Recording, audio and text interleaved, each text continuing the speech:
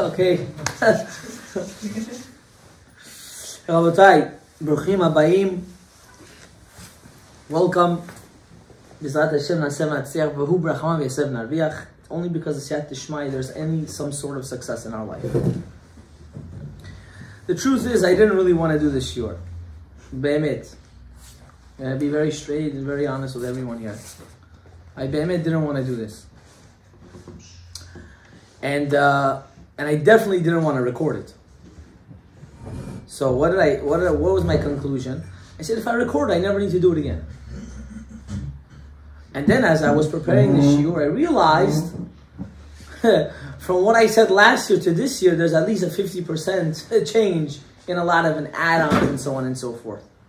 So Hashem should give me siyat d'shmaya and I should say the right things. And why am I telling you this? I'll tell you why. This Shabbos we went away. 30 guys, we decided to have a Shabbaton. We went upstate, we had a great time. And one of the mashpiyim, one of the rabbis there, he's at least in his 50s. He just married one of his daughters. She's 25. In the Hasidic world, he's Hasidic. In the Hasidic world, she's considered a grandmother already. She's considered, quote unquote, she's not a grandma. But for them, if you're not married by the age 20, 21, yesh baya, you have a problem. So he asked me, he said, let me ask you something. Do you do shidduchim? You know, I know you deal with the youth. I said, you know, Rabbi, that's one thing I don't do.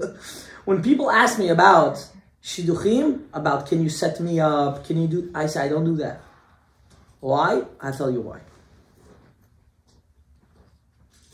I told him because, unfortunately, the tell of a person, if anytime there is something wrong, they know how to point fingers.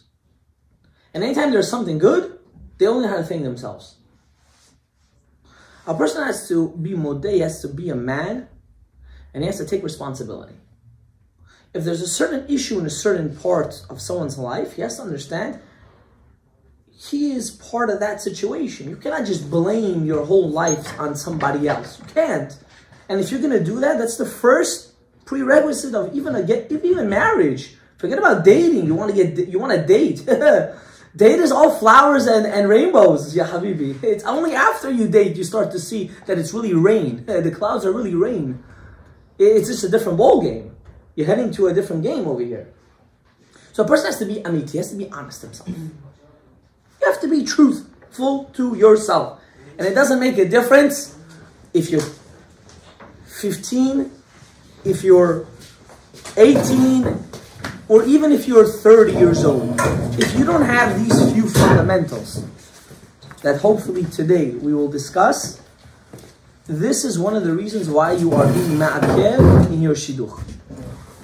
If you don't have these certain fundamentals that we will discuss today, and unfortunately, this is one of the reasons why people get divorced too.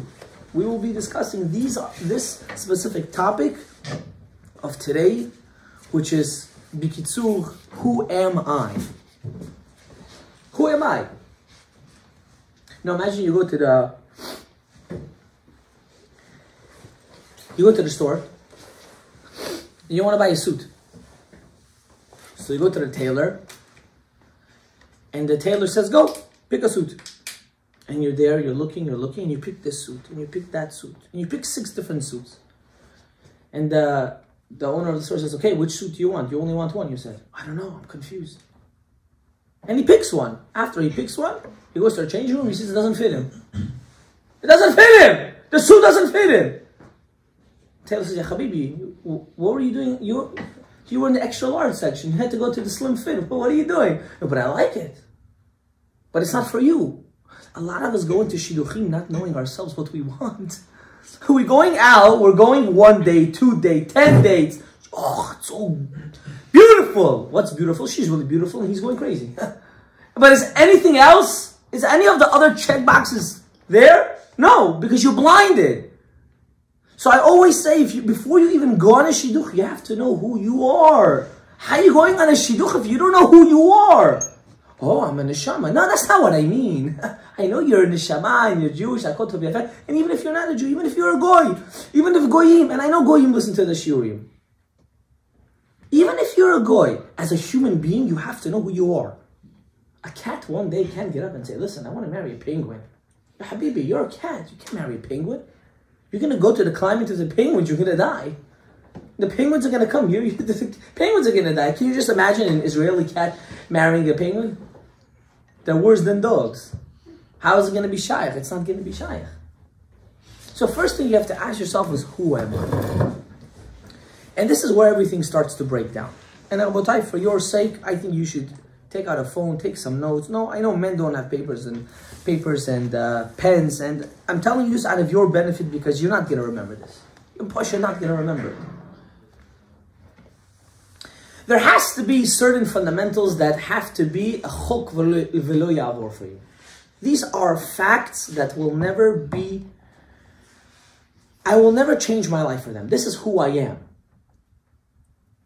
This is who I am. I remember when I was learning shechita, I thought I was going to make my livelihood on slaughtering cows. That's what I thought. When I was dating, I was young. And I'm not telling you this is the right thing to do, which I think is exactly the opposite. It's the wrong thing to do. But I was very young when I started dating. And the main question that me and my wife now, but at the time, she told me is, how are you going to financially support? How are you going to support? And I said, I'm going to be a shochet. Okay. So I learned shechita. I did the whole thing, the whole 9 yards.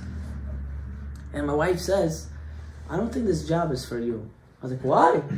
She said, because I don't want you to come home smelling like dead animals every day. Like, that's going to be your job? Or maybe you'll get a job in Chicago that you'll be there half of the month, and half of the month you'll be home. And I don't want you not being at home for half of the month. So you know what just happened? Everything I plan on doing, and I'm good at it. I slaughter animals until today. I do that. And I enjoy every single second of it. My wife told me, you can't do it. She wasn't even my wife yet. Why? Because in her mind, she said, this is not for me. Ze lo bishvili. Now, I'm not telling you shochet's a good thing or it's a bad thing. It's all relative to what a person wants. I'm going to give you another example. I had a Talmud. Fortunately, Talmidim, we call them, but Lamaisa, the Talmud is someone that listens 100%. He goes on a shidduch, and his greatest fear came his way. I'm not saying this is bad or this is not bad. He was going out with a hairstylist. She was a hairstylist. And he said, I remember from even when I was teaching him in high school, he said, there's one thing I don't want is a girl that's a hairstylist. I'll take anything. Be a housewife. Don't work in a salon. I don't want a girl that works in a salon. Okay. This was his kriza. This is what he wanted. It has nothing to do. This is his thing. He starts to go out. He didn't know she worked in a hairstylist business. After the first date, he said, no, Ani Ma'avir, it's okay, she's a hairstylist. I like it. She's a good girl. Did he really like it? No, he liked her. He liked the way she looked. So what just happened? He was Ma'avir on that fact. Because he didn't hold strong to it. So I sat down and I took through different sfarim and different hashkafot. I was sitting with my Rebbe for a while today. And I came up with around approximately 10 questions that a person should ask himself. Before you go on any shidduch. Now, I'm going to tell you, honestly, if you're engaged, I wouldn't suggest you to be here. Because I, Chasam, don't want to be the cause of anyone's engagement to be broken, because it happened in the past. Unless you're willing to take the heat. So I gave my fair warning.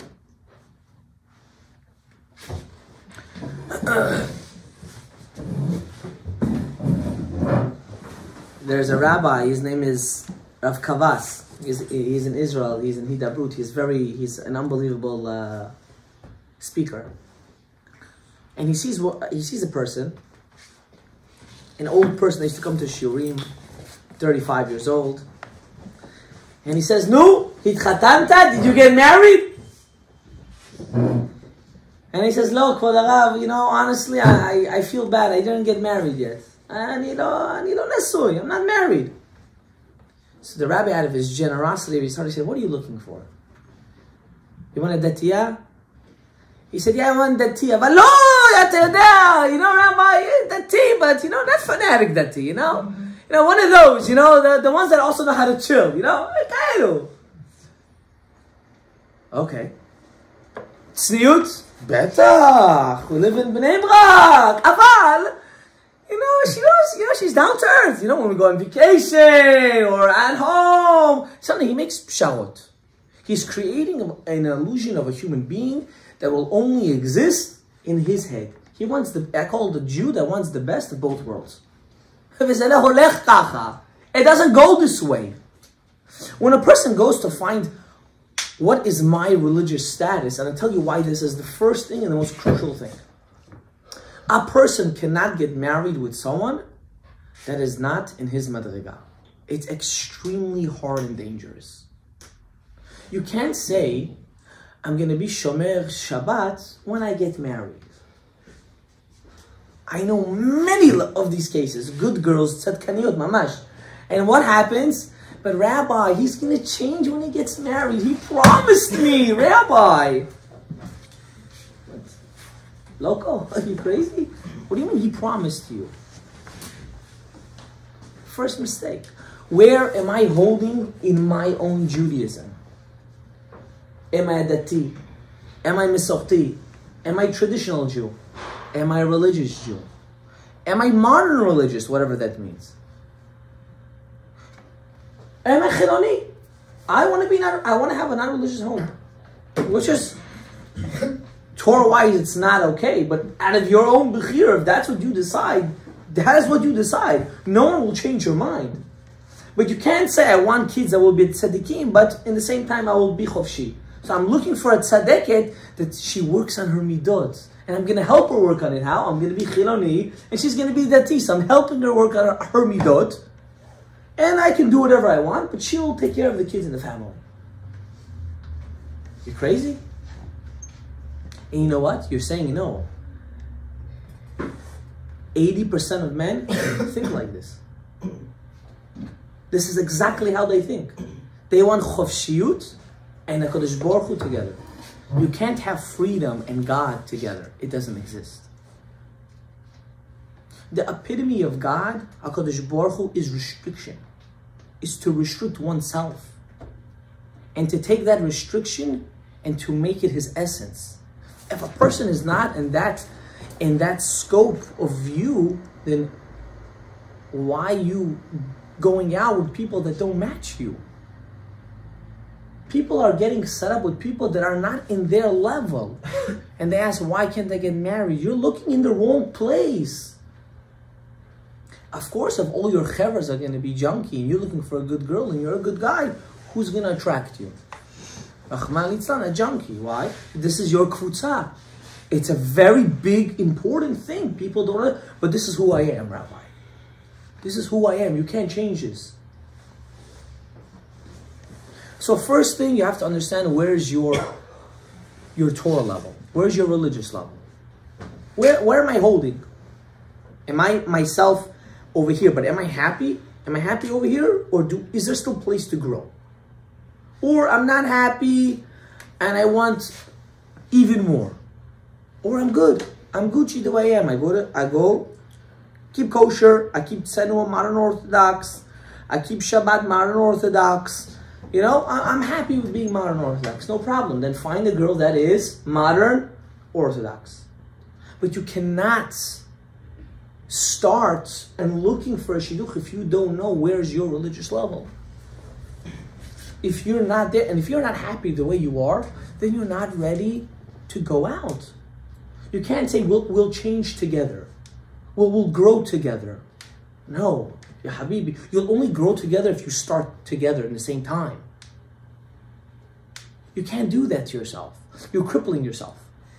People shoot themselves in the foot by thinking they're going to grow together. This is not, your marriage is not a kiruv case. I want you to understand, you're not doing a Baal Tshuva case over here. Don't say, this is my project, Rabbi. My project is to make my wife choizer b'tshuva. Then you're a dafuk. You're an idiot. You lost your mind. Because it's never going to work. Never.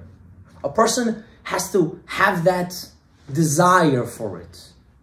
He needs to want to do it. And that's the first criteria. Where am I holding in my dati state of mind? Am I in the right place to start shidduchim or I'm not? Okay. Number 2, which people think this is, Rabbi, why are we talking about this, Rabbi? This is 50, not 50, this is like 5 years away, Rabbi. And I'm going to tell you why. You have to understand the way you act and the way you represent yourself. That is exactly, most probably, how your kids are going to start. Your kids will not one day come out of their mother's stomach, out of your wife's stomach, and say, I am Moshe Rabbeinu today. And you are Esav. It doesn't work this way. It doesn't happen. It doesn't happen. We're not Ashkenazim. We don't believe that the Rebbes started doing muftim at the age of 3. We're Sfardim. We're realistic people. You don't hear stories of the Baba Sali when he was 5 years old. You hear stories of him when he was 30, 40, 50, but not when he was 5. The person has to understand, how do I want my kids to grow? Am I happy with a Dati Leumi yeshiva? Am I happy with after school, picking them out? Chabad, we have them. Am I happy with a Shechter kind of school? From, but not really from, but trying to be from. Am I so not yeshivish or is yeshivish? I don't know, everyone to their own Havana, how they want to raise their kids. But you must know this fact. And you must ask yourself, do I want my kids to be Bnei Torah or not? Do I want them to be good businessmen? If you're going to go on a shidduch and everything is good, and the wife says, but listen, I want my son to have his own bechira. He can choose whatever he wants. And you want a strictly house of Torah mitzvot, just imagine what's going to happen in 5 years from now. Just imagine. To the extent, which unfortunately we have this in our community very much, very, very much, that the child gets so confused, but mommy says it's allowed, and Abba says it's not allowed. And so what did you just cause? You didn't just cause yourself to be confused and have a bad marriage. You just cause your child to be defective for the rest of his life. To go through the biggest trauma that he's ever going to go through, and he's going to have to, if he's going to be a bardat, he's going to have to repair it when he's going to be 20, 21, 22, 25, through psychology and through mashpia and through yeshiva. Why? Because Abba and Ima didn't do their due diligence before they got married. Because they said, I want to get married, Rabbi. My friends are all getting married. I can't. All my classmates, we go to reunions, I don't go. I feel so embarrassed. I feel embarrassed. How can I go? I'll tell you a beautiful story I heard. I want to share this to the end, really. I'll say it now. There was a student that went to the Ger Rebbe, not the one that's now, to his uncle. And he goes to the Ger Rebbe and he says, listen, I want to get married. It's not fair. I'm 35. You should know, in the Hasidic world, 35 is beyond grandpa for a man. You're like a pradedushka. You're like a pra-pra. Like, you're supposed to see Mashiach already. Like, what are you, 35, still single? What's going on? Something's not right. So the Ger Rebbe looks at him and says, let me tell you something. When I heard this story, this someone sent me to the end, I got goosebumps.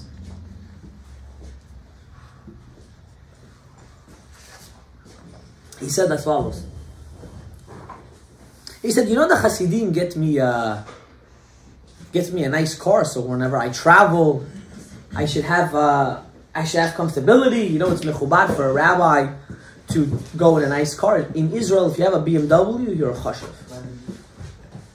In Israel, if you have a BMW, you're chashiv. Mercedes are not chashiv over there. A BMW. So the Rebbe goes and says, whenever I'm stuck in traffic in Israel, whenever I'm stuck, and I see one of those tutus, you know those tutus, those guys, they drive all over the street, they're cutting people. Do you think for 1 second I get jealous of them? But I'm stuck in traffic here. I'm stuck. I'm right here. I'm not moving. There's kakim. There's traffic. I'm middle of Bnei Brak. But this little car, this thing, flying. He passes everybody. Would I get jealous? Of course not. You're in a BMW. He wishes to be in your shoes. And the rabbi, the Admor said, don't ever feel jealous that someone in your eyes is getting further and you're not. Because in your sphere, you are in a BMW. The Torah says, Lo tahmod, do not be jealous. And then it goes into detail. Don't be jealous on your friend. Don't be jealous on his wife. Don't be jealous on his donkey. Don't be jealous on his ox. Don't be jealous on his slave, male and female. And don't be jealous on anything that he has. Everyone asks a question. Why does the Torah go in singular form and then goes in a plural form? Why didn't the Torah just say it one time and call it a day? And I heard a beautiful pshat from Rav Zamir Cohen. He says as follows. You know, a person, when you look at someone's life, we only look at their good. He's making a lot of money. Look at him. How did this little malakasios, how did he do it? How did he do it? How was he so successful? I went to school with him. He was the most dumbest, annoying kid. How was he so successful? Look, he's married. Wow. Ya Habibi, look at this. How do you do? We all thought he would never get married. That was the kid we thought he would never get married. And they're going and they're saying, Rabbi Sai, do you know this guy's full picture? Are you willing to take all his machalot and all his challenges too? You're not willing to take it. So why do you have jealousy? You have jealousy because you're only looking at the things that you want and not realizing there's a whole picture over there. Lo tachmod, the Ger Rebbe said. He said, don't be jealous on anyone's success and anyone's mitkadem. Because when you become jealous, you get blinded from what you have to do, what's your mission. Because you're too busy worrying about his mission, and this one's mission, and that one's mission. And then really your shoes are empty. What happened? I'll tell you what happened. You're not focusing on yourself. Who am I? You're not saying. You're looking at everyone else. So for all those people that are in an older age, an elder age, and they're thinking, I'll never get married, I have no shidduch. There was a story of Chaim Kanevsky. Unbelievable story. How a guy, also in his 30s, he was a Litai. In the Litvische world, they are matmidim, they learn all day. He had a dira, he had an apartment already at this age. He was a handsome guy, he was a lamdan. No one wanted him. Couldn't find the shidduch. So he goes to Rav Chaim Kanevsky, and Rav Chaim Kanevsky looks at him, and he said, why am I not getting married? And Rav Chaim said as follows, I'm going to answer you, but you can't ask me why. That's the deal. If you don't ask me why, I'll give you the answer. So the guy was hesitating, said, yeah, what is it? And Rav Chaim Kanevsky looks at this guy and says, your shidduch you have no shidduch. It's not around. You can imagine being 35, you got hat kafad lev. I don't have a shidduch. What, Rabbi? What? What's going on over here? She means I wasted 35 years on going out with people for nothing? 15 years, whatever the case is. What? And the Rav said, I told you can't ask me why. Get out. Get out. 3 months later, he got married. Why? She was a Gioret. She converted 3 months ago. Rav Chaim Kanevsky, when he looked at him, he said, I don't see a shidduch for you. She's not born yet. He made the cheshbon. Imagine she's not born yet. Let's say she would be born now, right? I would wait, 20 years? I would be 45 years old, 60 years old, sorry. I would be married young guy and call me pedophile. Another case, I'd have to go to jail. Not knowing, what was the Rav saying? Your shidduch's not around. She's a gioret. Her neshama didn't come down to the goof yet. What are you worried about? We're so interesting looking for babot, you know. I had a friend, I had a Talmud. He's not married yet. He comes, he's like, Rabbi, forget about it. The shidduch's not going to work. I said, what happened? I called a rabbi in Israel. He opened the book. He opens books. Rabbis, you don't know these rabbis. They open books. You know, sometimes when they open, birds come out and elephants come out. Mikubalim, admorim. They're flying, these rabbis. Flying. They're the best. I said, okay, what do you say? Lo matimim, we don't match. He said, we don't match, Rabbi. We don't match. That's it, I have to break the shidduch. I was like, you're engaged. How could break the shidduch? Because a rabbi opened the book, the rabbi knows what he's saying. Who's this rabbi? What is this? No, the rabbi made the math. He took my name, he took her name, and he was doing math. I'm very happy. He knows how to do basic math. Very good. Kol hakavod lo. He got a basic education. That doesn't mean anything. You know, before I got married, also people opened books. They said we don't match. I promise you, true story. I still married. You want to know why? Because if a person's not going to do tikkun midot, he's not going to work on himself, and he's not going to figure who he is, doesn't make a difference what happens. HaKadosh Baruch Hu can come down with Eliyahu Navin and all the avot and say, Ya Habibi, this is your shidduch, you'll get divorced. Because getting married is an avodat pnimi. It's something you have to work on. And this starts before you even start dating. Okay. So number 2. Talk to me, what?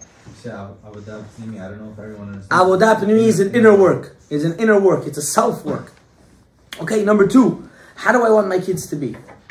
How do I want my kids to be? This is very important. And, you know, I remember, unfortunately, I didn't do this before I was married. And I remember after I got married, I sat down with my wife and we had these conversations.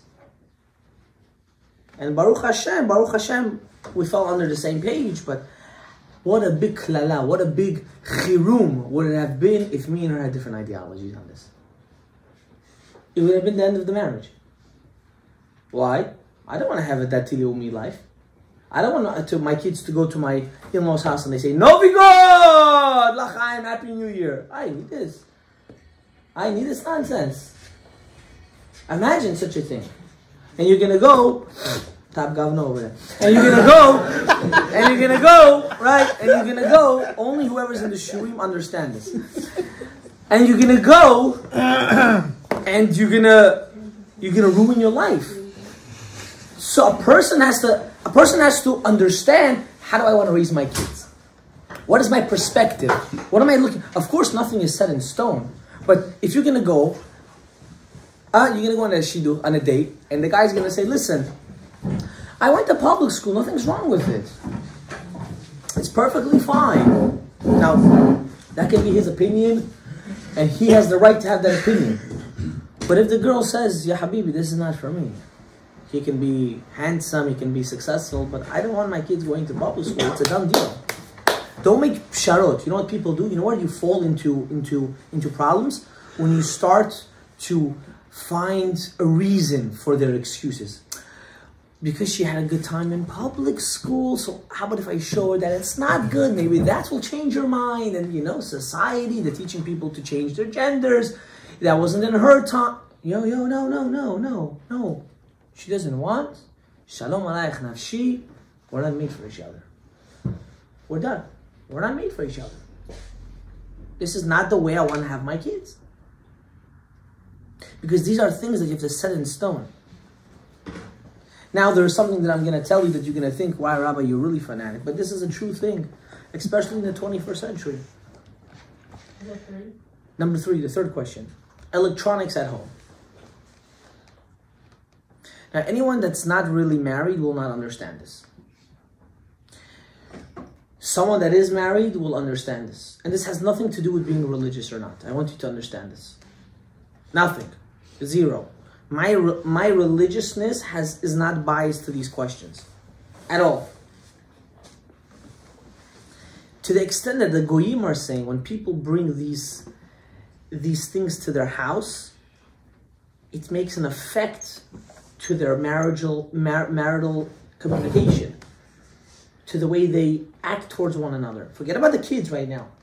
Forget about that. Everybody says, forget about that. That's chirum on its own. How would you like it if your spouse is stuck in the bathroom for 1 hour with her phone? Or the opposite, he's with his phone. How would you feel? Newlywed couple. He's not there, or she's not there because they want to be there. They're on their phone. Apparently, they're using the restroom, and they keep on swiping like a devil. Wow. Suddenly, they look at the time. 1 hour. You don't realize your feet are numb. You don't realize she's screaming downstairs. You don't realize any of this. Why? Because you're so indulged in this garbage that they brought to this world, and you're doing like this. You have to ask yourself this question. Maybe there's no problem. Maybe you're going to allow to have a phone. Or maybe you're not going to allow to have a TV. This has nothing to do with religion. This has to do with how you want to bring up your family. This is how you want to have a normal hashkafic house. And if for you to have a TV and all the electronics are acceptable, then by all means have it. By all means accept it. I'm not saying that. I'm just saying what are the things that you have to make a decision now that will affect you in the next 15, 20, 30, what 15? In the next 80 years that you're going to be living with a person. To ask her on a date, what's your favorite color, is very nice. Mamash, very nice. But that's not going to change anything. I guarantee it to you. Nothing. Zero. It's not going to change anything. You're like, blue, I also like blue. Wow, we match. What? Because of a color? Unbelievable. This even Chidushim Moshe Rabbeinu didn't know, and he knew everything. Okay. Not that I'm saying not to ask. You should ask. It makes them feel good. Yeah, but that's not the ikar. Don't go in with a... I know people that... I saw one guy... He was confronting me before he goes out on a date. He was like, Rabbi, I want to see the questions I prepared. I said, okay, what's your favorite color? What do you think about this? Such to your thing. I was like, and how does any of this affect your life?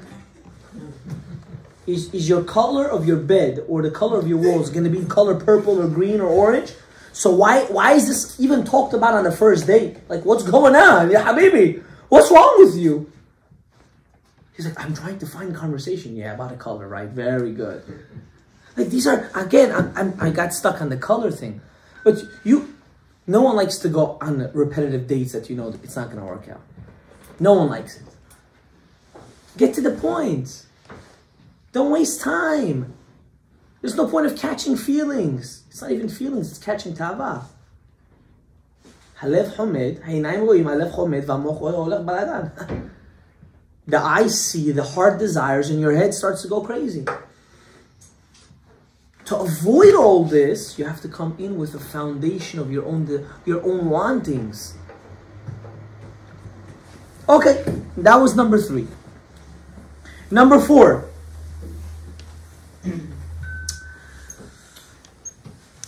Number 4 we'll do a little later. Let's skip to, this is, let me just make a start here. I don't think you guys are ready for this at the moment. This also. No, it's okay. They don't need to be in order. Okay. Number 4, Bonagid. Number 4, right?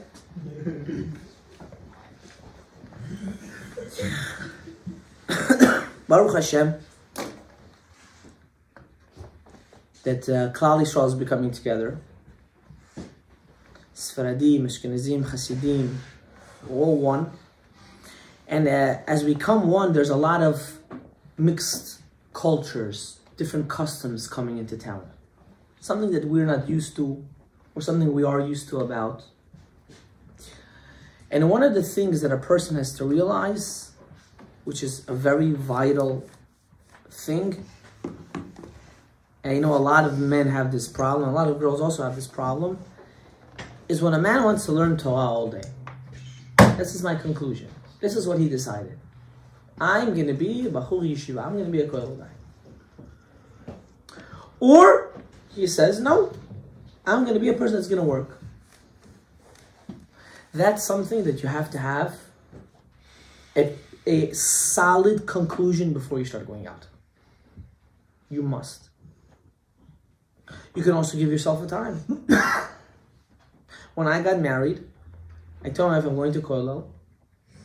But the second I see that that's not enough, I'm getting up, I'm going to work. That's what I did. Now, I'm not telling you guys should do this. That's not what I'm saying. If the girl automatically says, "Ya Habibi, I don't want a guy that's gonna learn Torah all day. I want a guy that works and learns. That's what I want. That's what I desire." Ya Habibi, at that moment you have to say, "This shidduch is not for me. It's not." Do not try to convince her how much Torah you love, because it's not going to make a difference. And I know chaverim, I had friends that were supposed to be what matmidim. If they would still be in yeshiva now, they would be, I'm telling you, they would be big things. Because they didn't figure this out before, they assumed. Religious house, religious guy, they assumed After the first year of kollel, she forced him to go to work. His learning career was done, in his mind. Why? Because these weren't topics that they discussed beforehand. It's extremely important. Extremely important. And I've seen a lot of yeshiva guys burn because of this. And not because the girl is wrong. I never said that. It's because these topics weren't discussed beforehand. Could be a guy that's very successful in business says, listen, ya habibi,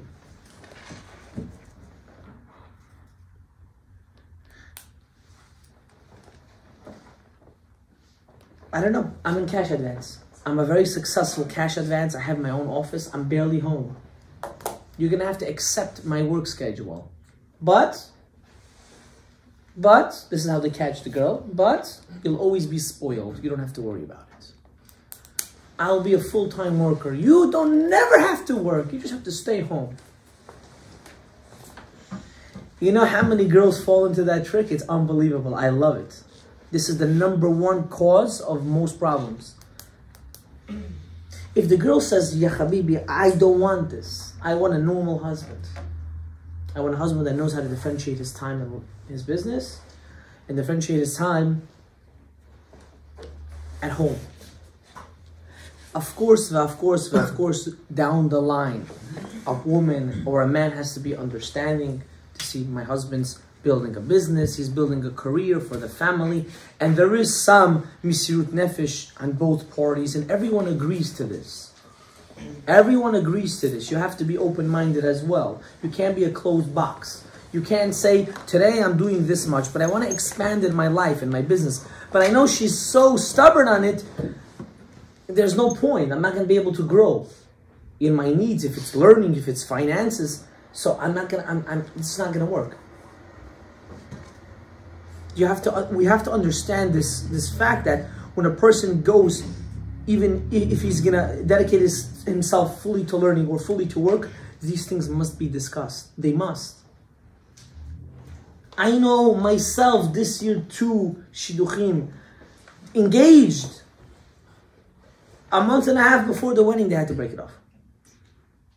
A month and a half. Why? Because they didn't discuss a small little detail to do with finances. And unfortunately, I'm saying this, in our community, we have it the worst. And I'll tell you what I mean. I never heard of such a thing that the future bride and groom have to set up their whole wedding. It's a bad thing. It's a bad thing we have in our community. They're getting married, ya habibi. Leave them alone. Leave them alone. The parents, they don't want to speak or they don't want to get involved. They don't want to be in the middle. So they throw everything on the kids. And the kids, miskenim, they're supposed to have the time of their life right now. They're engaged. The best time of your life is engagement. No responsibilities, but yet you have everything complete. And instead what happens? All the problems on their head. And they're over there too busy worrying what's this. The girl just has to know one thing. I have to prepare my dress. I have to look beautiful for that day. And the guy has to know I have to do more misirut nefesh until the day I get married.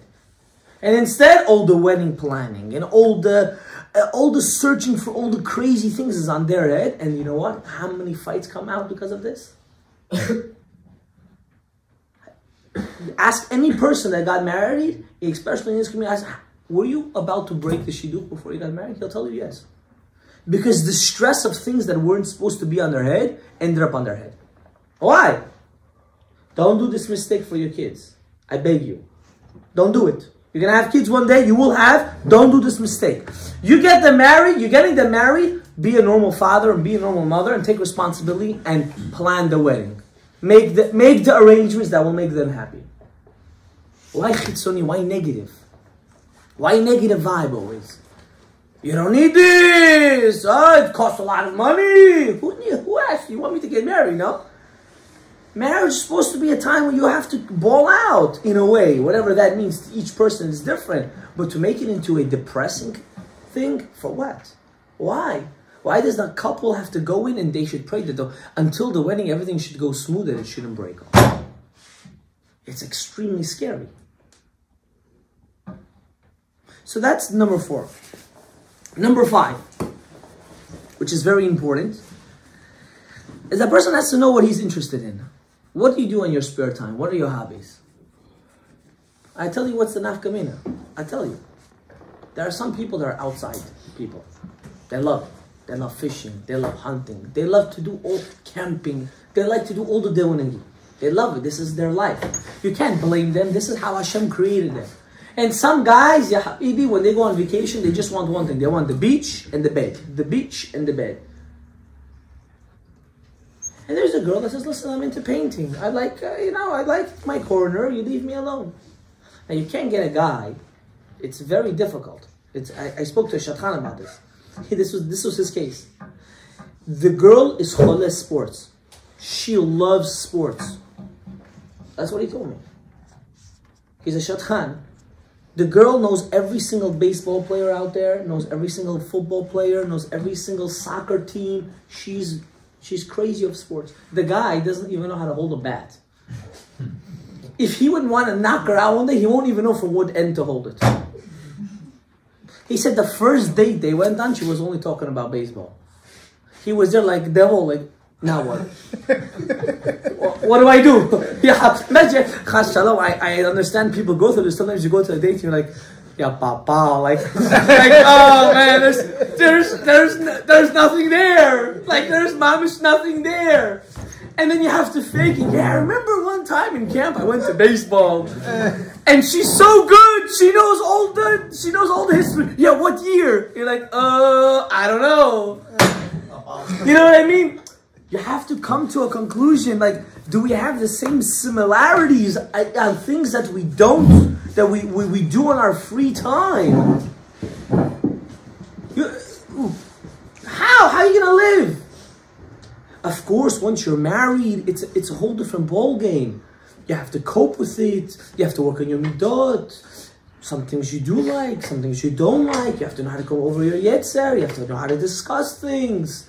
You have to learn how to keep things within the family. That things shouldn't come out of the family. That's another thing. That's another shlaf. But beforehand, if you know she has a certain desire for certain things, like, where are you going? You know what I mean? Like, it's not gonna work. Okay, number 5. Number 5. Oh, Hashem Yishmor. Number 5. No, be'emet, Hashem Yishmor. Unfortunately. Those were hobbies, not 5. Yeah? Hobbies. No, hobbies was 5. Correct. This is number 6. Where do you want to live? Where would you like to live? No, it's a big question. You see? Guy that's a little older knows that unfortunately a lot of things had to be broken just because of that question. Where do you want to live? For example, I'm the youngest child of the family.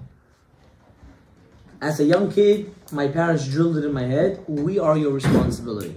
Go kill yourself. This is the way it works in this family. I knew it. This is that. There's nothing I can do about it. HaKadosh Baruch Hu gave me this responsibility because Hashem gave it to me that I can handle. And He gave me a wife that's an Eshet Chayil that can also handle it. And through time, I knew I'm not leaving Queens. There's no question. Not only am I not leaving Queens, my father's so much that I shouldn't even leave. I shouldn't live. Forget the zip code. I shouldn't live further than a 4-block radius. Can you imagine such a thing? Can you imagine? HaKadosh Baruch Hu made it that my wife lives a block away from me. You want to know why? She also wants to stay next to her parents. So imagine I would go out with a girl from another state or even from another town, right? And she would say, Habibi, we're moving there. And I'm infatuated in love with her. What would I do? I would be stuck. So besides all these things that we're doing, we have to understand something. There is major siyata d'shmaya from Shemayim. Major. There's a major siyata d'shmaya. Now, you know where I live? Me and my father share a wall. I bought a house. I'm his neighbor. It's my dad's door. This is my door. Yeah, can you imagine such a thing? How HaKadosh Baruch Hu answers to tzaddikim. My father's a tzaddik, and the HaKadosh Baruch Hu answered him. But if my wife would say no, I would never be able to live there. Never. HaKadosh Baruch Hu said, I'm going to allow it. Why? Because in our minds, ourselves, we had what? A conclusion. We're living in a certain vicinity. We're living in a certain place. Right now, I have a shidduch. Right now, the guy called me to go to speak to his parent, to go to speak to his parents. Two things. The second thing I'll tell you later. She wants to move to 5 towns, and I want to stay at Main Street. What do we do? What do I do, Rabbi? Rabbi, I'm stuck. He said, my parents and her parents have nothing to do with this. I want to stay here, and she wants to move there. Rabbi, what do I do? Rabbi, help me. They want to get engaged already. They want to get engaged. They didn't speak about this in the first day. They didn't even make a conclusion. Can you imagine such a thing? Why didn't you speak about it? I told him, why didn't you speak about it? I should talk about where I'm going to live, Rabbi. First I have to see if I like her. I said, boy, first you have to know if you guys connect. And not chemistry, before that, you have to see if you're compatible. Let's say God forbid, you need blood one day, right? What's your blood type, Bonagi? I don't know. Let's say you're a positive, right? And you get the wrong blood type. You're going to say to the doctor, wait, I have to first see if the guy I'm getting the blood from, are we compatible? Do we click? Or I'm dying. Please put the blood inside. You can always call me. I have O negative. I'll give you blood. Put it inside, Rabbi. Put it inside. That's what you tell the doctor. You didn't say, does me and the donor click? We have to first know if we click, Rabbi. We need chemistry. God, what chemistry? You're going to die. How can you go on a date? You want to get infatuated in love and have a chemistry, but you don't know if you're even going to, if there's anything to talk about. If there's anything to talk about. But Rabbi, it's going to be too dry, Rabbi. It's going to be too dull. It's my fault you don't know how to speak. That's not my fault. That's on you. That has nothing to do with me. That has to do with the person. You are chacham. You're a giver. You're a man. A man has to know how to take anything and make it into gold. Anything. We're not talking about dating. We're first talking about this. Dating, we have a long time for that.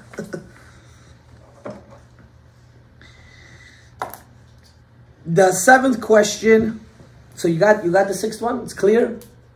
Do you think these questions are important, or am I wasting my time? I have a question. Sure, go ahead.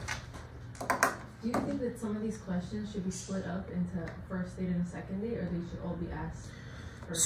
So you're asking an amazing question. Because I think it's a little bit intense. But it's a personal thing. I'll answer you after all the 10 questions. She's right, but I'm going to answer you after I give you all the 10 questions. I'll explain to you. Okay, number 7.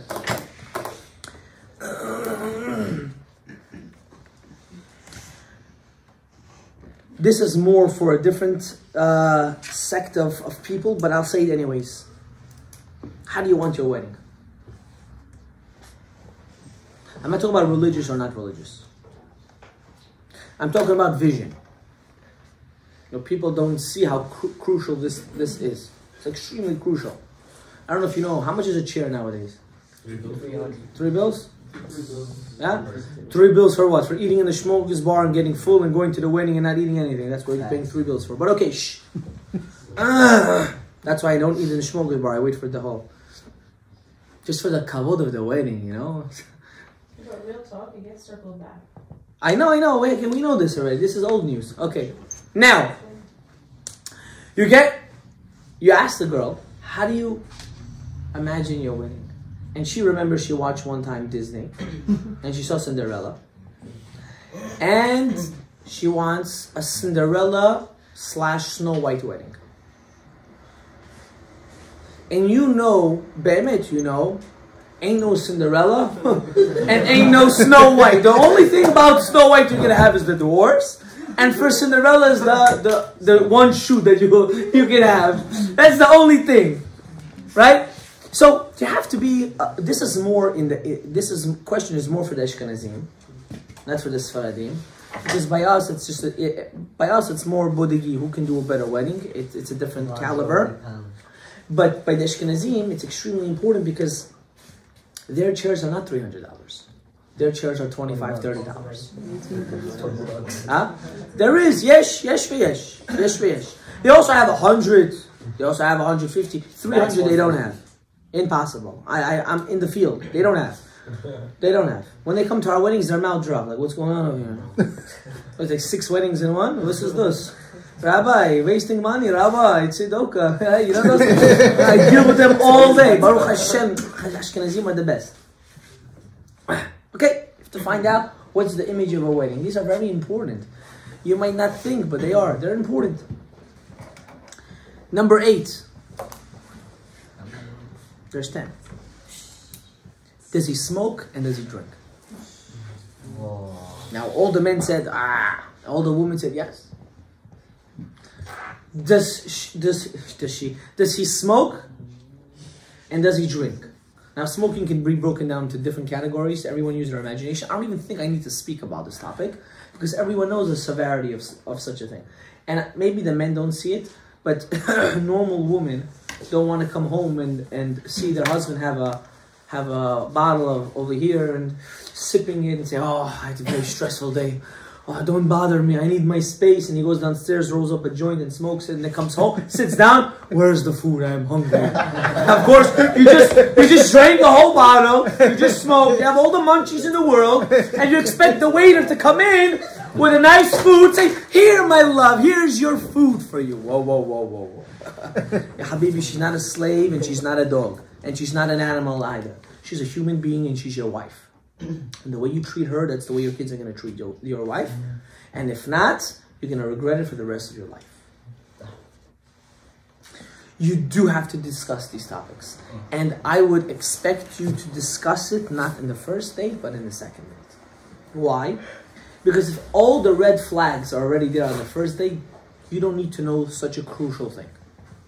You don't. But maybe she's going to say, Rabbi, I don't see anything wrong with smoking. He can smoke if he wants. That's her choice. Or she says, listen, occasional drinking is not a problem. I don't mind it. What's the problem going out with friends or going out to a wedding or you're my father's house? If that's what you wish, that's what you wish. That's your desire. I fully agree to it. And these things have to be spoken about. These are extremely important because you don't know, maybe you do know, I don't know. Of course you know, the damage that an alcohol and marijuana can do to a person. Not to him personally, but to the family. And all of us have someone in the family that's a drunk. They have it. Maybe not look like it, but once they start drinking, they can't stop drinking. And they're not a happy drunk, they're a mean drunk. Those are the worst drunks. Those are the drunks that you go to their house for Shabbat, you're like, I am never coming back to this house in my life. And this is extremely important. It's an extremely important thing. I promise to you, all you men, you wouldn't want your daughters to go out with someone like that. So don't ever in your life think for 1 second that it's abnormal for a girl not to accept certain things. Because I'm telling you, when you're going to have your daughter, I don't need to say what you're going to do. Where's that? You're going to learn how to use a bat. Yeah, I mean, that guy's going to learn how to use a bat after such experience, right? It's your Hashem. Yeah, okay, but listen, it's your kids, right? Why is your kids any better than your future wife? If your wife is the queen, then you have princesses and princesses. If your wife is the maid, then you have a bunch of slaves. And slaves always rebel. Always. But you have princesses and princes, they continue your legacy. And that all depends how you treat her. What is your mind for her? You shouldn't even expect her to agree to it. That's the pshat. Okay. Number 4 and 5. Now these questions are good. Which is really 9 and 10. Number 9. How, which I think is extremely important, if not the most, kimat the most important thing. How is the person that I'm going out with, how do they speak? Are they ghetto speakers? Are they slang speakers? Like, when I became a Hatzalah member, I was sitting in the room with a whole bunch of medical professionals. I was lost out of my brain. They're throwing terminologies in medical where I'm like, what is going on, Rabbi Sai? I just left yeshiva. I don't know any of this. And they're throwing bone names and stuff. And I'm like, whoa, I'm lost. Imagine going in a shidduch and the only thing you hear is a slang in ghetto language. Like, what's going on? Like, I don't need this. I don't want this. Every word is another curse. And another, I'm better, and ba. Okay, good for you. Bye-bye. Have a good day. Have a nice day. Because you don't want that in your life. Because you think your kid... I had a friend one time. Shem Yishmor V'Rachem. It's not the parents' fault. I had a friend. He's a good friend of mine. He had a younger brother. He taught his younger brother that was 3 years old to stick his middle finger and say the F curse. When he sees people, F you, like... Imagine it. I don't know. I was maybe 6th, 7th grade. I go to his house for the first time. A little kid's going, F you. Whoa. Like, whoa. You know, like, what's going on over here? Yeah, it was funny. We were young. He knows the curse. The kid didn't know anything. He's a nebuch. The little kid, what does he think? He's making everyone happy. He has good intentions. Little does he know, as this kid grows, he's starting to realize, Tab Gavno, but at the end of the day, that's what happens. That's what happens, right? Hey, he wants to be like that Rasha Merusha that lives in another country, right? He thinks he's, right? Yeah, he thinks he's the best of all best. Avi Avoda Tuma. That Tab Gavno. Don't get confused. Now he got it. He was like, who am I talking about? I don't like to say his name in the shul. He's Avi Avoda Tuma. Do you understand? You come to that ideology, you have to figure out how does the person speak. And you should know something. It's so scary. It's extremely scary. You have a good. I know everyone's question, Rabbi. You can never tell that. When you're dating, you can never tell that. Never. But you could, and I will hopefully tell it to you. Maybe next year or the year after. But there's a way to tell it like this, automatically. Automatically. The Gemara tells you even how to tell it. Everything that I'm saying is written in the Torah. Everything. I'm not here to make hamtzaot. This is not hamtzaot. Trust me, I have better things to do in my life. The last question, number 10, is how does he represent himself? Or how does she represent herself? And I'm going to explain to you what I mean. Rabbi, we had this conversation 2 weeks ago, that's why I'm mentioning it. Rabbi, if I'm at home, why do I have to cover my hair, Rabbi? Like that. Rabbi, why do I have to, I'm home, Rabbi. It's just for my husband. So what if my kids are running around? So what? Now, if that's the way you want to express yourself, do that. But if your husband is makpid and says, I don't want my daughters to see how mommy walks like that, then they're going to make kalut rosh, they're going to make this whole mitzvah into a joke. Won't they see how she walks outside? Now, take this for an account. I want you to think of this. Take a father, right? He goes to shul, shliapa, costume, he has a hat, he has a tie ready. He even has the gartel, he has a beard from here to Shamayim, all things. He has everything. The second he walks through the door, he goes to his wife, he starts cursing. Demone, why didn't you serve the table already? How do you think the kid's gonna feel? Tzaddik, Russia. Yaakov, Esav. Which one? Which one? So you know what you just did? You created a defective child at that moment. That's exactly what you did. Because the child doesn't know what's going on. Mommy's sending her, she looks at Rabbi when she's outside. She comes home, she's like, what's going on? How's she being like Esav like that? No, you're not understanding. She is Esav or not Esav, that's not the point. I was talking about the guy. No, I understand, but you're comparing... When a girl, no, when a child, or even a husband, first of all, for a husband, it's an erva. Halachically, it's an isur. I'm not going to get into that. I didn't want to bring Torah into this topic. That's why I didn't bring it down. Halachically, if a woman covers her hair outside, you have no right to say a bracha or learn Torah, say Kriyat Shema in front of her. Do Did you know that? Halachically. Why? Because that's considered an erva. It's considered a place which is only secluded for her husband. Erva means something that's secluded, something that's holy, something that's designated for her husband. You can't take Kriyat Shema next day? No. If she covers her hair? He's not allowed. She's supposed to get out. No.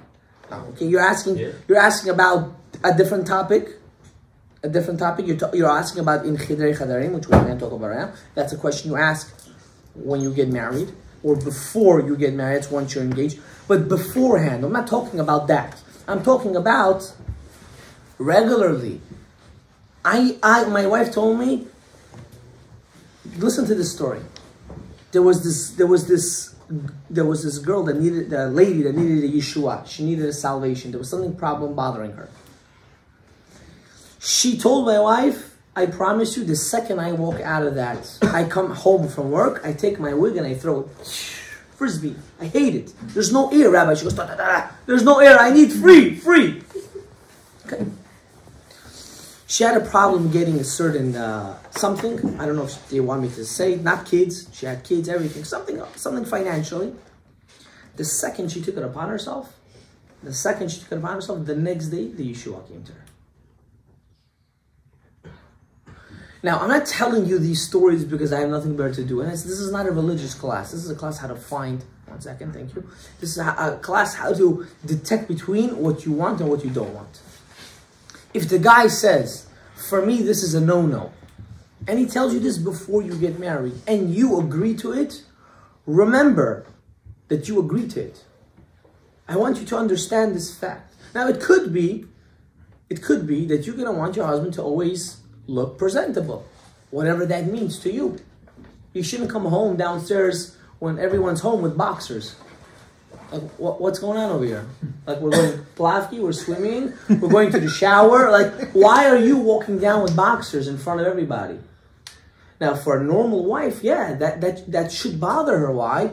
Because you don't want your kids to not have the idea of being modest, not have the idea of being reserved in a way. Why? Because for most people, it's normal. Guys, it's a normal thing. Rabbi said, it's not normal. It's not normal. I want you to understand, these things are really not normal.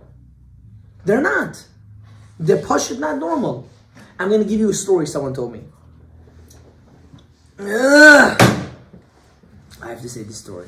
It's a Geshmaka story. I think someone told it to me. I think I know where the source of the story. It's a Goyish source, but I'll tell it to you anyways. A guy gives his wife, his girlfriend, or wife, whatever, any way you want to call it, he gives her $20. He says, go to the store and go pick up my medications. She waits online. She gets the medication. She gets back to the car and she gives back the $20 to her boyfriend. He's like, what happened? Why didn't you spend the money? Oh, don't ask. There was a guy that was right behind me. He said, I look pretty. Can I pay for your medications? And the guy looked and said, what? What guy? Who's this guy? And they're arguing. She said, what's the big deal? I didn't do anything wrong. I saved you money and I got a compliment. Like, it's a win-win. It's a win-win situation. And he comes out of the car and she says, where are you going? Oh, I see a beautiful girl. I want to pay for her things. That's the kind of life most people live. Why? Foundations are not stuck to the ground. It all becomes a competition in the house. Who's going to hurt the other one's feelings? Why? Because their foundations were not put down properly. Their desires and their vision of how they want to grow and raise a family is not done properly. And you come, Rabbi, why is this important? Of course it's important. You're going to spend the next 80 years with this person. Do you not think this is important? Do you cloud your judgment through beauty only? And don't get me wrong, if she's not attractive to you, stop, drop, and roll. But with derech eretz, you have to say, you're just not for me, whatever the case is. You have to have a physical attraction. That's not even a question. That's not even a question. Whoever thinks that's a question, he has to think straight. You must find the physical attraction towards your future spouse. You have to. These, for me, I want to elaborate more on the 10th question. How does a person represent himself? You know, it could be, you'll become very choser b'tshuva or not, whatever the case is. And you're not gonna respect. There's a certain, the way first impressions play a big role in a person's life. When you're married, every single second is considered a first impression. The second your wife loses your respect in your eyes, that's the second your life starts to go down. Why? A woman, in her nature, she wants to please. She wants to please. That's her teva. That's why they're more people persons. That's why they work in education. They're nurses. They're in topics that are not secluded. Just they have to be with people. They are people pleasers. That's the way Kadosh Baruch Hu created a woman. There's nothing you can do about it. Child's crying. The husband can be in bed for 30 minutes and say, it's music to my ears. The mother just walks in from the house after a whole day of work, night shift, she'll run upstairs to take care of the baby. Why? What happened? Because in the woman's nature, she feels for it. A father's like, don't worry, it's going to make him strong. I know it. It's good for his lungs. Why? That's his nature. If a man does something and he starts to lose that respect towards the person, that's when all the destructions happen. And representation is key.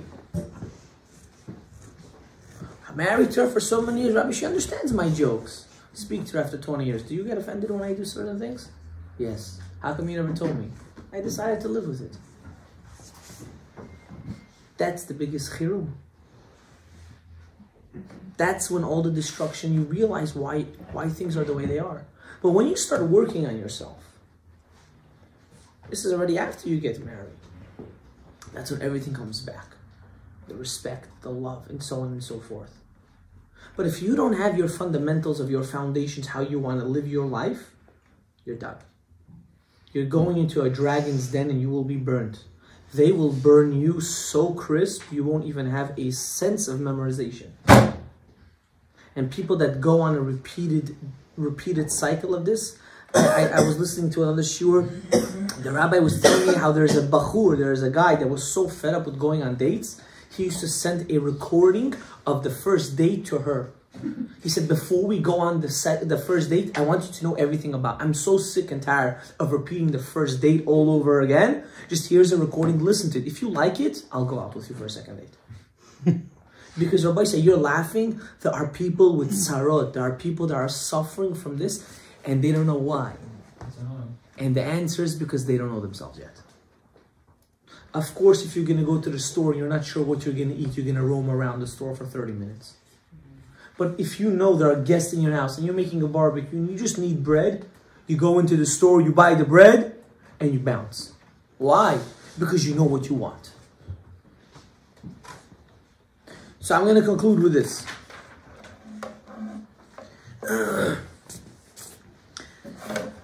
The last thing, besides these 10 sheilot, each one has to maneuver and ask, maybe there's another question that's very important for me, and so on and so forth.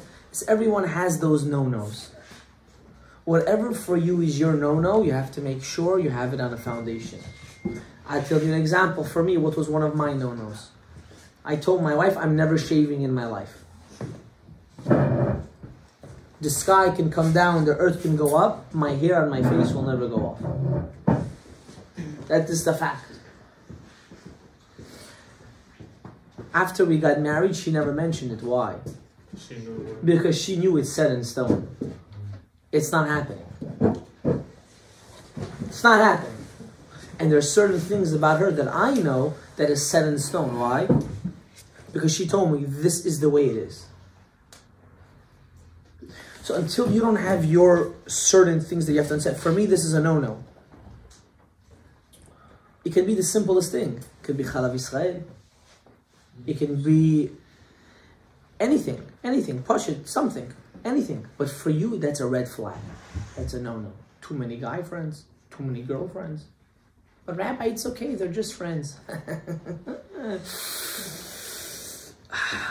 Yes. They are just friends until the Satan comes. Rabbi say there is no such thing. Goyim even say this. They ask this Goy, I don't want to mention his name, but I'm going to say it's Steve Harvey. You know Steve Harvey? Mm-hmm. Goy. He's a Goy, but the Torah says, knowledge of Goyim, you can listen. He said something very, very, very, very, very, very important. He said, I have no girlfriends. All my friends are male. Why? Like, we're modern, 21st century. Because all men that like or have girlfriends, they all have one thing in their mind, and I don't need to publicize it. You can't put a mouse next to a cat and have the cat just stare at the mouse. He's going to jump after that cat. The boys say, don't lie to yourselves. You're getting into the shidduch world, you can't be chilling with every girl on the block. We're just friends. She has to accept me for who I am. Rabbi, if she doesn't accept me, she's not open-minded. Oh yeah? I guarantee you she's going to go out with another guy as a friend. You're going to drop every single person on your phone faster than the speed of light. Don't fool yourself when you're starting to go out. You're serious, be serious all the way. With this I finished, Rabotai. This is the first class of 6 or 7. Now I'm thinking it might really have to be 7. You asked a good question. I will answer to you anyways, even though it's not made for this class, but I'll answer to you anyways. We're not up to the first date. Next year is going to be talking about how to even find someone. You know, there are many, many issues with finding a shidduch. Especially in our community, we want to make our parents happy and put our needs away, and some people the opposite. And a lot of people I know are not married until today because they're too busy still worrying about Abba and Ima's needs over their own needs. It's a chirum. It's not a kivud ava'em at this point. It's not a kivud ava'em, Rabotai. I know a guy that's married. He's not married. He's a single guy. He's in his late 30s. He's still taking care of mommy. Why? Why not? He has to get married. He can't get married. He can't get married because of this issue. It's a long story. But Bonagid, the mother is not latching off of him. She's stuck. She said, you want to get married, you have to move into my house. Can you imagine what this guy's going through? He's not going through hell. He's beyond hell already. He passed Kafakela already. They opened a new gate for him, and it's not funny. We're laughing about it. And you know what? There are so many people that are going through this. A person has to start dissecting what is really, what are these conditions I work on first. Now that's going to be next year. We have a long time before the first date. I wasn't asking like that. I know what you're asking. You're asking, do all these topics that we spoke about, do you all do it and bombard them like a interview in one day? Yo, what's your name? What's your social security? Give me all your credit cards. What's your score? Can we get a mortgage right away? Yes, no? I'm not saying that. Definitely not. That's why in the middle of the shiur, what I say? A man has to know how to represent himself. You can be on a date with someone for an hour and feel like you were with him for a year, and you can be on a date with a guy and you can feel like you didn't even get 5 minutes into the conversation. You're stuck at what do you want to get. That's it. That has nothing to do with anything. Of course, we'll discuss it. If a person feels that it's too much in one time, he has to vary what are the questions that are first, that needs to be discussed, that are more important, and then on the second day, the other questions. No one's saying to do it all in one time, but a person has to understand these fundamentals he must have. If you're not going to have it, you know what's going to happen? You're going to go in blindly. And then when you get married, you're gonna try to find a pole to put a rope around. And I want to explain something to you. Marriage can be the worst thing or the best thing. I want you to never forget this. It could be the worst thing or it could be the best thing of your life. It's the worst thing if you pick a wrong partner, and it's the best thing if you pick the right partner. Because if you have the right partner, you're invincible. You are invincible. No one can ever stop you. And if you have the wrong partner, the thing that's in your 4 amot is what's going to take you down. And you won't be able to differentiate it until you know what you want, who you are. And I know people that are 4 years old, they're still trying to figure out what they want. That's the problem. Does anyone